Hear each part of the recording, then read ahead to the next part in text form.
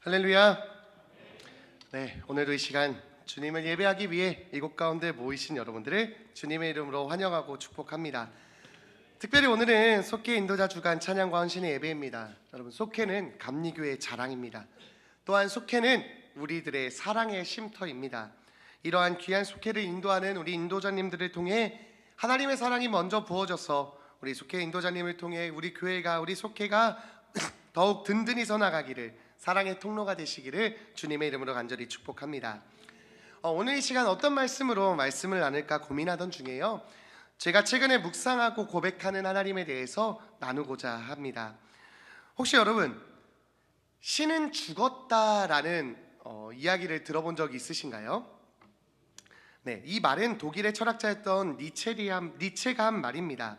많은 기독교인들은 이 니체를 혐오합니다. 저 역시 하나님을 믿는 사람으로서 하나님의 이름을 망령되이 일컫는 이 니체에 대해서 분노하였습니다. 그런데 여러분, 이 니체가 왜 신이 죽었다라고 말한지 아시나요? 많은 학자들의 다양한 의견이 있지만 죄송합니다. 니체가 살던 시기에는 신이 너무나도 당연한 세상 속에서 살아왔습니다. 삶과 신을 떨어뜨리고는 생각하지 못하는 세상 속에서 니체는 살았습니다. 그런데 이러한 니체가요, 급격한 산업화와 과학의 발전으로 인해 사람들이 이 신이라는 가치가 무너지기 시작하였습니다.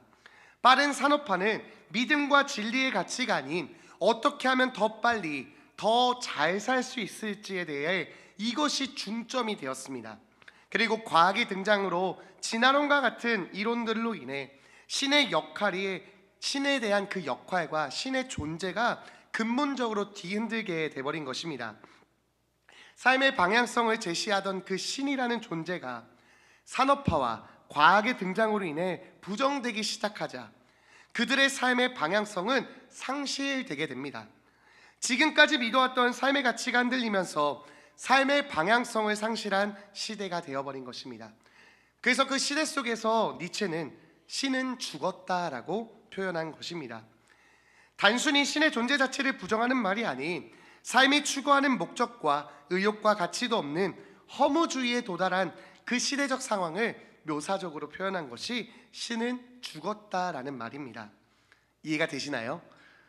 네, 설명을 잘 한 거 맞을까요? 네, 물론 그렇다고 니체가 신앙인으로서 바른 삶을 살아갔다고 말할 수는 없습니다. 그러나 그 당시는 정말 신이 죽은 것과 같은 시대의 상황을 표현하고자 하였다라는 것입니다. 그런데 여러분, 이러한 시대적 상황이 오늘날은 어떨까요? 여러분들이 살아가는 세상 속에서 하나님은 살아 계십니까? 세상 속에서, 여러분들의 인생의 삶 속에서 하나님의 존재가 느껴지십니까?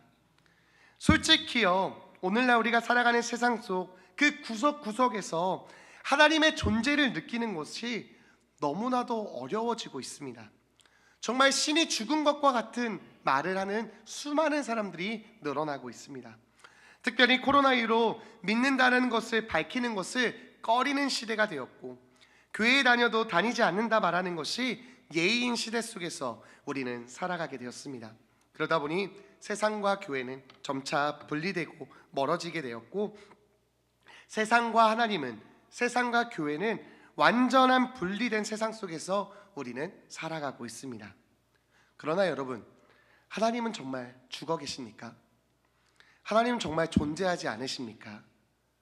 하나님은 세상 속에 함께하지 않으십니까? 오늘 성경 말씀은 담대하게 선포하고 있습니다. 오늘 성경 말씀에서는 이렇게 선포합니다.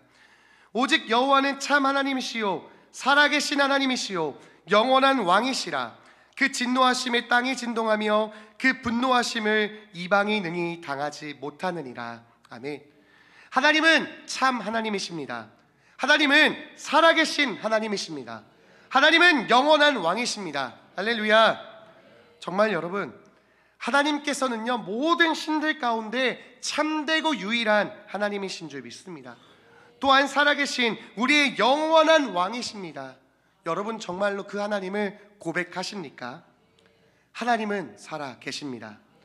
저는 요즘 정말 이 살아계신 하나님을 너무나도 많이 느끼고 있습니다. 특별히 우리 하기호스 중고등부 사역을 할 때면서 하나님이 아니면 설명하지 못하는 수많은 은혜와 기적들을 경험하며 그 우리 자녀들과 우리 선생님들의 그 모습들을 통해 나날이 은혜 받고 정말 하나님이 살아계시는구나 라는 것을 느끼고 있습니다.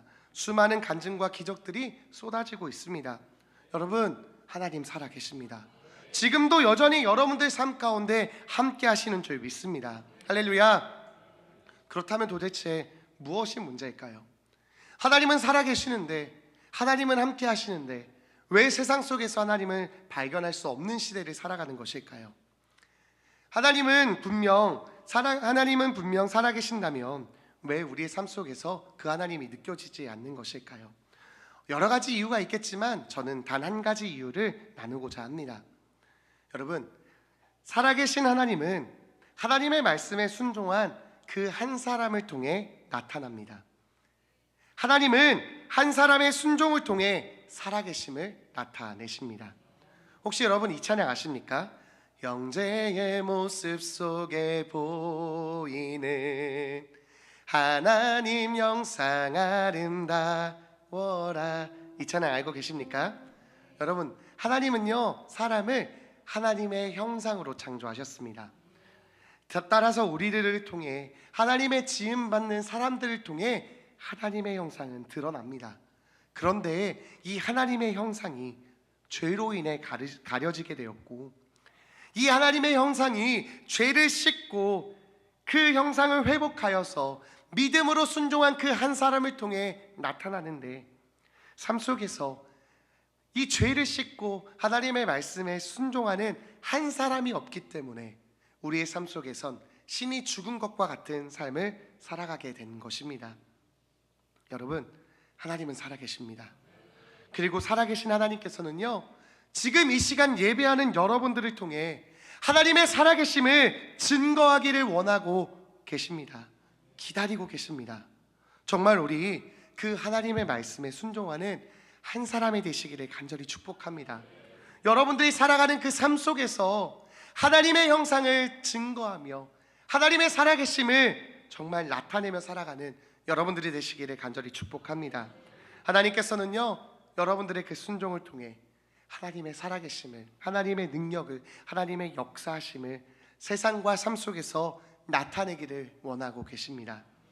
그래서 정말 우리 이 시간 예배하는 우리 모두가 하나님께 멋지게 쓰임받는, 그래서 하나님을 귀로만 듣는 자들이 아니라 날마다 경험하고 체험하는, 몸으로 만져지는 그 하나님을 날마다 누리는 우리 여러분들이, 저와 여러분들이 되시기를 주님의 이름으로 간절히 축복합니다. 기도하겠습니다. 은혜와 사랑이 풍성하신 하나님 아버지, 고맙고 감사합니다.